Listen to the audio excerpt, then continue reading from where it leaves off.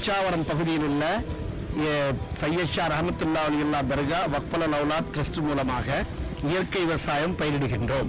நம்மாழ்வார் ஐயா காட்டிய முறைப்படி நோயற்ற வாழ்வே குறைவற்ற செல்வம் என்பதைப் போல இந்த முறையிலே இங்கு இயற்கை நிலங்களே பயிரிடப்படுகின்றன. உதாரணமாக கம்பஞ்சம்பா, ஜீரக சம்பா, கைவர சம்பா, சூரக்குருவை போன்ற வகைகளை இங்கு பயிர் செய்திருக்கிறோம். இந்த கிழங்கு பேர் என்ன கார்வரே? மருவள்ளி கிழங்கை சாணி பாலில் தோய்த்து நடவு செய்கிறார்கள். பயிரிடுவதை இப்பொழுது நாம் பார்க்க செல்கின்றோம். இதில் குறிப்பிட்டது என்ன என்று சொன்னால், மாட்டு ஏர்களே அருகி வரும் இந்த காலத்தில் மாட்டு ஏரால் ஓட்டி நிலங்களை நடுவதை இப்பொழுது நீங்கள் பார்க்க போகிறோம். நடந்தாய் வாழி காவேரி என்று சொல்வார்கள். ஆனால் அந்த காவேரியே பொய்த்து போய்விட்டதால் இங்கு இருக்கின்ற எங்கள் தர்கா பகுதியை சார்ந்த 180 ஏக்கரில் 5 ஏக்கர் மட்டும்தான் இப்பொழுது விவசாயம் செய்ய முடிகிறது. திரு ராமச்சந்திரன் அவர்கள் இந்த நிலத்தை மேடு பள்ளத்தை சரி செய்வதற்காகவும் வரப்புகளை சரியாக வெட்டி சீர் செய்வதற்காகவும் விவசாய மொழியிலே அதை அண்டை வெட்டுதல் என்று சொல்வார்கள். அந்த பணியை மேற்கொண்டிருக்கிறார்கள். நாங்கள் வந்து தரிசல் சொந்தமான இடத்துல வந்து பயிர் செய்கிறோம். கார் வாரியாக பணியாற்றுக்கிறோம். இங்கே வந்து இப்போ தண்ணி பற்றாக்குறை இருக்கிறதால கடமாடி பக்கத்து பள்ளமாக பார்த்து விவசாயம் பண்ணுறோம். இயற்கை விவசாயம் பண்ணிட்டு இருக்கோம். தொடர்ந்து விவசாயம் ஒரு 7-8 வருஷம் நாங்கள் செஞ்சுட்டு இருக்கோம். இப்போ எங்களுக்கு விவசாயம் இயற்கை விவசாயம் பண்ணுறதால எங்கள் பூமியும் எங்களுக்கு ஒத்துழைப்பு கொடுக்குது. எங்களுக்கு இயற்கையும் நல்லாவும் இருக்குது. மழையும் தாங்கிது, வெயிலும் தாங்குது. அதனால் நாங்கள் வந்து தொடர்ந்து இந்த இயற்கை விவசாயத்தை நம்ம ஐயா அவர்கள் வழிகாட்டுறது. நாங்கள் இயற்கை விவசாயம் அருகி வரும் காலத்தில் இயற்கை விவசாய முறையில் மாட்டு ஏரை ஒட்டி நடவு செய்யப்படுகிறது. நஞ்சை பயிர் செய்வதற்காக நிலத்தை பண்படுத்துகிறார்கள். இதற்கு பின்னால் இதில் நடவு நடப்படும். இந்த இயற்கை முறையான விவசாயம் நம்மளோட ஐயா காலத்தில் நடத்தப்பட்டிருக்கிறது. இந்த நாட்டு மாடுகளை கொண்டுதான் இது ஏற்கின்ற காரணத்தால் இது விளையும் பயிர்களும் டிராக்டர் ஓட்டுவதால் கெட்டிப்பட்டு விடுகிறது.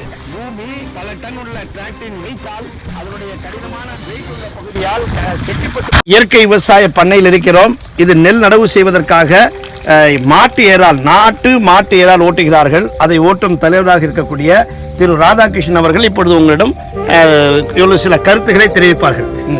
நாங்கள் 40 ஆண்டு காலமாக நாங்கள் ஏர் ஓட்டிட்டுருக்கோங்க. டிராக்டரை வச்சு ஓட்டி மண் கீழ் மேல் பண்ண மண்ணை வச்சு எங்களுக்கு சரியான சாகுபடி கிடைக்க மாட்டேங்குது. அதனால் நாங்கள் தொடர்ந்து ஒரு 10 வருஷமாக மாட்டு ஏர் ஓட்டி அதுக்கு உண்டான பலனை நாங்கள் அனுபவிச்சுட்டு இருக்கிறோம். இனிமேல் நாங்கள் தொடர்ந்து மாட்டு ஏர் தான் ஓட்டுவோம், இயற்கை விவசாயம் தான் பண்ணுவோம். இதை வேற எங்களுக்கு மாற்றுக்கிறதே கிடையாது. இவர் தலைவர் திரு ராதாகிருஷ்ணன் அவர்கள் நல்ல சிறப்பான பேட்டியை தெரிவித்தார்கள். அவருடன் திரு 2ஆம் இயராக திரு மணி அவர்களும் திரு பால்ராஜ் அவர்களும் 4வது இயராக திரு ஜெயராமன் அவர்களும் 5வது இயராக திரு கந்தூரி அவர்களும் ஓட்டிக்கொண்டிருக்கிறார்கள். இது மிக சிறப்பான நாட்டு மாடை வச்சு ஓட்டியதால் சேரை நீங்கள் பார்க்கலாம். வெண்ணெய் எப்படி கடையப்படுமோ அதுபோல் மாட்டு ஏரால் கடையப்பட்டு இருக்கிறது. இந்த சேர் ஏரி இன்னும் கிடைப்பதில்லை. கோரையெல்லாம் நல்லா மிதித்து ஓட்டுகிறார்கள். அதனால் நிறைய பலன் கிடைக்கிறது.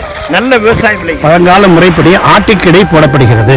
இந்த ஆட்டுக்கிடை போடப்படுவதால் அதனுடைய சத்து, அதனுடைய கோமியம் எல்லாம் சேர்ந்து நிலத்துக்கு மிக நல்ல சத்துகளையும் மண்புழு போன்ற உரங்களையும் தோட்டக்காரன் நண்பன் என்பதைப் போல அதற்கு கிடைக்கப்படும். ஆட்டுக்காரர்கள் இரவு முழுக்க இங்கே தங்கியிருப்பார்கள்.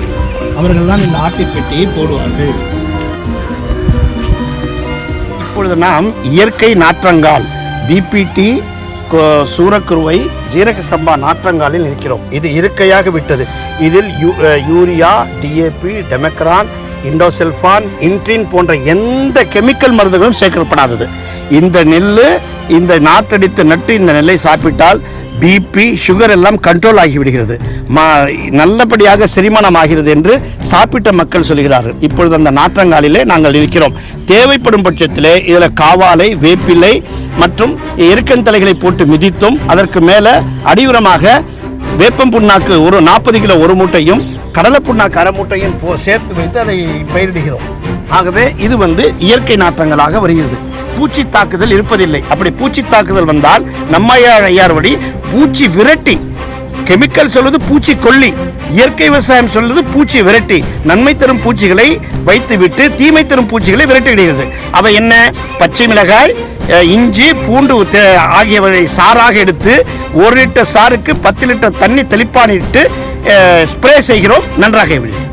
யூரியா இல்லாமல் போடப்பட்ட நாற்று பயிர்கள், எந்தவித கெமிக்கலும் சேர்க்கப்படவில்லை. ஆனால் யூரியா போட்டு நட்டால் பூச்சிகள் பிடித்து அந்த நாற்றாங்காலே எப்படி நோய்க்கு உட்படுகின்றது என்பதை நீங்கள் இப்போது பார்ப்பீர்கள். இப்பொழுது நாம் இந்த நாற்றாங்காலும் இயற்கை விவசாய முறையில் பயிர் செய்யப்பட்ட நாற்றாங்காலே ஆகும். இன்னும் நாம் சென்று கொண்டிருக்கும் அடுத்த பக்கத்தில் இருப்பது யூரியா, இண்டைல் சல்ஃபான், டெமக்ரான், இன்ட்ரின் போன்ற மருந்துகள் போட்டதால் வியாதி உண்டாகி அழிவும் நிலைக்கு நாற்றங்கால் வந்துவிட்டது. நீங்கள் அருகருகே பார்க்கலாம். இயற்கையில் செய்யக்கூடிய நாற்றங்கால் எப்படி பச்சை பசேல் என்று இருக்கிறதும், இந்த யூரியா போட்ட நாற்றங்கால் எப்படி அழுகி போயிருப்பதையும் நீங்கள் கவனிக்கலாம். இது யூரியா போட்ட நாற்றங்கால் இப்பொழுது நீங்கள் பார்க்கிறீர்கள். இதில் கெமிக்கல் அதிகமாக இருக்கின்ற காரணத்தால் பூச்சி வந்து அரித்து விடுகிறது. இயற்கை விவசாய முறையில் பயிர் செய்த நாற்று பறித்தல் என்று இந்த கடலூர் மாவட்ட வட்டார விவசாய மொழியிலே நாத்தடித்தல் என்று சொல்வார்கள். இப்பொழுது இயற்கை விவசாயம் மூலம் விளைய வைத்த நாற்றுகளை அடித்து கொண்டிருக்கிறார்கள். இதை பறித்து கொண்டு போய் செய்கால் நிலங்களில் நட்ட பிறகு அது நெல்லாக வரும். இந்த நெல் பிபிடியா புதிய கண்டுபிடி ரகத்தை சேர்ந்தது. ஆனால் நம்மாழ்வார் இயற்கை முறையில் பயிர் செய்யப்பட்டிருக்கிறது. இப்பொழுது அதை ஆட்கள் அதை நாற்று பறித்து கொண்டிருக்கிறார்கள்.